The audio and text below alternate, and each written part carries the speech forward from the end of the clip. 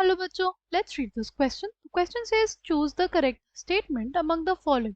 हमें बोला है चूज करने के लिए correct statement among the following. Option A है हमारे पास first ionization enthalpy of sodium is smaller than first ionization enthalpy of magnesium. Option B है third ionization enthalpy of magnesium is greater than third ionization energy of aluminium. Option C है हमारे पास first ionization enthalpy of aluminium is smaller than first ionization enthalpy of magnesium. Option D है हमारे पास second ionization enthalpy of nitrogen is greater than second ionization enthalpy of oxygen, right? The key concept for this question is ionization energy.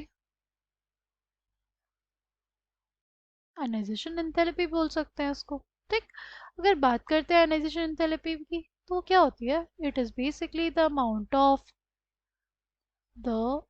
Of energy required to remove a loosely bound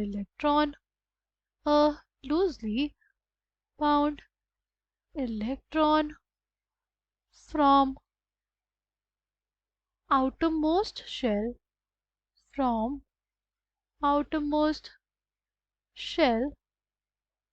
of an isolated gaseous atom. किसी भी isolated gaseous atom के outermost shell से जो electron निकालने के लिए, loosely bound electron को निकालने के लिए एनर्जी देनी पड़ती है, उसी को हम लोग क्या कहते हैं? उसी को कहते हैं ionisation energy. Ionisation energy depend किन फैक्टर्स पे करती है? दो फैक्टर्स पे करती है, पहला साइज और दूसरा इलेक्ट्रॉनिक कॉन्फ़िगरेशन। इलेक्ट्रॉनिक कॉन्फ़िगरेशन पे कैसे डिपेंड करती है?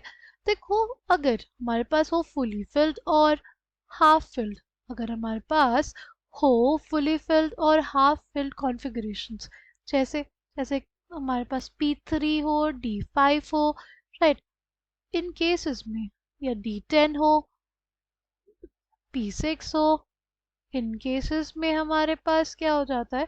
इन केसेस में हमारे पास जो आयनाइजेशन एंथैल्पी की वैल्यू होती है वो ज़्यादा होती है, राइट, वो बेसिकली ज़्यादा होती है। ऐसा क्यों? वो इसलिए ज़्यादा होती है ना क्योंकि हमारे पास ये जो कॉन्फ़िगरेशंस होती हैं, राइट, इसमें जो जो एटम्स होंगे वो बहुत ज़्यादा स्टेबलाइज्ड होते हैं। क्यों? क्योंकि इनकी एक्सचेंज एनर्जी ज़्यादा होती है और सिमेट्रिकल फिलिंग होती है, राइट, उसकी वजह से हमारे पास ये ज़्यादा स्टेबल होते हैं। ज़्यादा स्टेबल स्पीशीज से इलेक्ट्रॉन निकालने में हमें ज़्यादा एनर्जी देनी पड़ेगी, ठीक। और अगर बात करें दूसरे फैक्टर की, दूसरा फैक्टर हमारे पास क्या होता है? साइज। साइज के इन्वर्सली प्रोपोर्शनल होती है आयनाइजेशन एनर्जी, राइट, यानी जितना छोटा साइज होगा आयनाइजेशन एनर्जी उतनी ज़्यादा होगी, जितना बड़ा साइज होगा उतनी कम आयनाइजेशन एनर्जी की वैल्यू होती है। ऐसा क्यों? ऐसा इस वजह से क्योंकि अगर हमारे साइज बड़ा है तो इलेक्ट्रॉन दूर है न्यूक्लियस से, यानी जो इफेक्टिव न्यूक्लियर चार्ज ये इलेक्ट्रॉन एक्सपीरियंस कर रहा होगा वो बहुत कम होगा। अगर वो कम होगा तो इलेक्ट्रॉन आसानी से निकाला जा सकता है, राइट, उसको कम एनर्जी देंगे, इलेक्ट्रॉन निकल गया। वहीं अगर हमारे पास एक इलेक्ट्रॉन है, यानी एटम है जिसका साइज छोटा है, इलेक्ट्रॉन पास है न्यूक्लियस के, तो न्यूक्लियस बहुत तेजी से अपनी तरफ पुल करेगा, इफेक्टिव न्यूक्लियर चार्ज ज़्यादा लगेगा, इस वजह से इस इलेक्ट्रॉन को हमें निकालना पड़ेगा और हमें एनर्जी इतनी देनी पड़ेगी कि हमारे पास क्या, वो जो न्यूक्लियर चार्ज लग रहा था उसको हम लोग डोमिनेट कर जाए, ठीक है। इस वजह से हमारे पास साइज के इन्वर्सली प्रोपोर्शनल होता है आयनाइजेशन एनर्जी। जितना छोटा साइज होगा, इलेक्ट्रॉन पास होगा न्यूक्लियस के, इन दोनों के बीच में जो अट्रैक्शन होगा वो बहुत ज़्यादा होगा। उस अट्रैक्शन के ज़्यादा होने की वजह से हमारे पास हमें ज़्यादा इलेक्ट्रॉन को एनर्जी देनी पड़ेगी ताकि वो उस एटम से निकल सके, ठीक है। नाउ अगर बात करते हैं हमारे पास ऑप्शन ए क्या है? First ionisation enthalpy of sodium and first ionisation enthalpy of magnesium.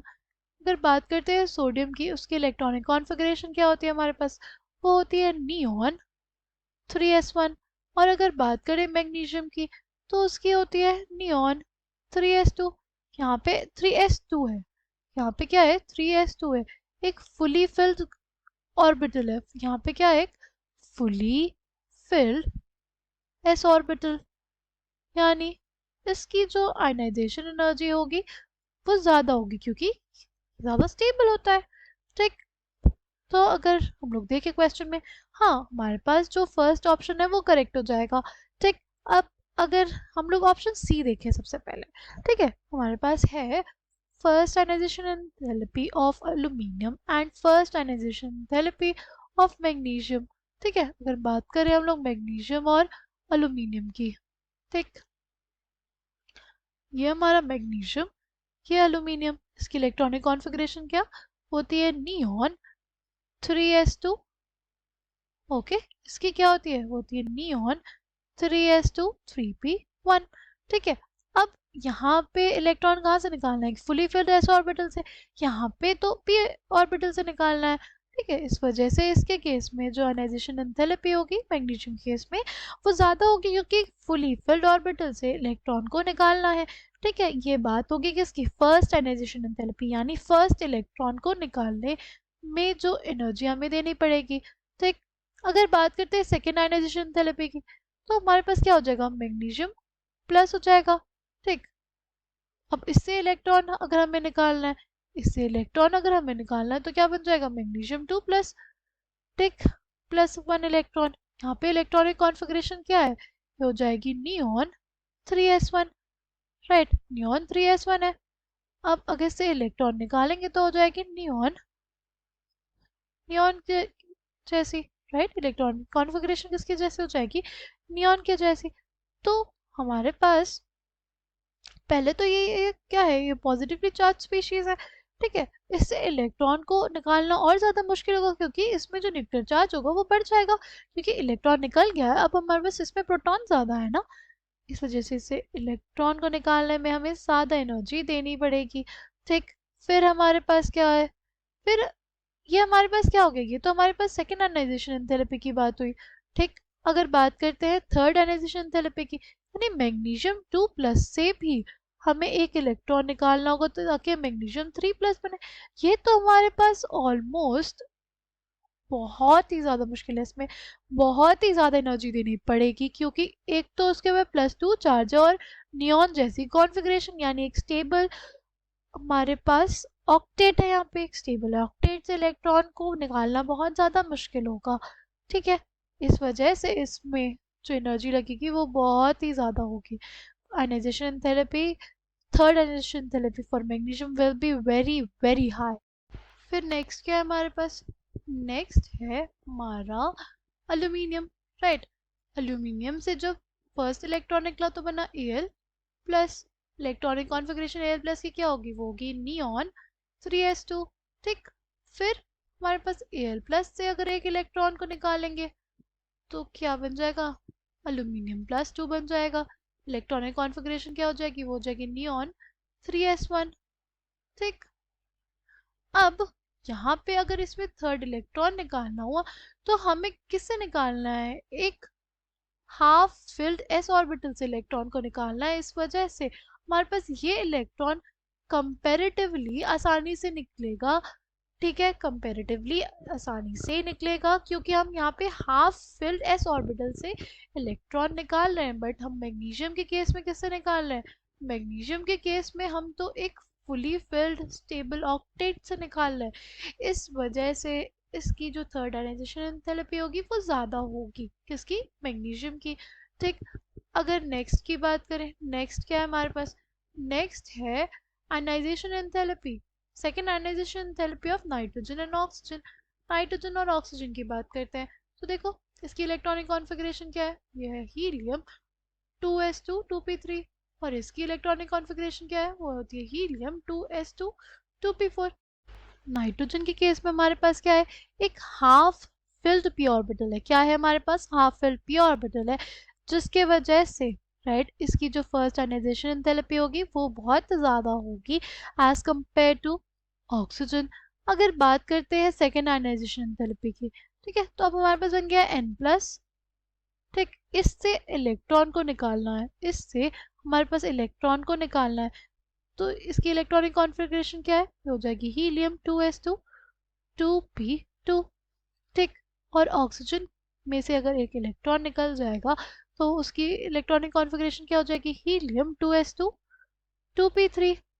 तो अब हमारे पास देखो यहाँ पे अब जब इलेक्ट्रॉन निकालना है, ये एक हाफ फिल इलेक्ट्रॉनिक कॉन्फ़िगरेशन होगी ऑक्सीजन की, राइट। इसके लिए आयनाइजेशन, सेकेंड आयनाइजेशन एंथैल्पी की वैल्यू ज़्यादा होगी, इसलिए इसके लिए सेकेंड आयनाइजेशन एंथैल्पी की जो वैल्यू होगी वो ज़्यादा होगी, ठीक है। Coming back to the question, किस स्टेटमेंट को हम बोलेंगे करेक्ट है हमारे पास।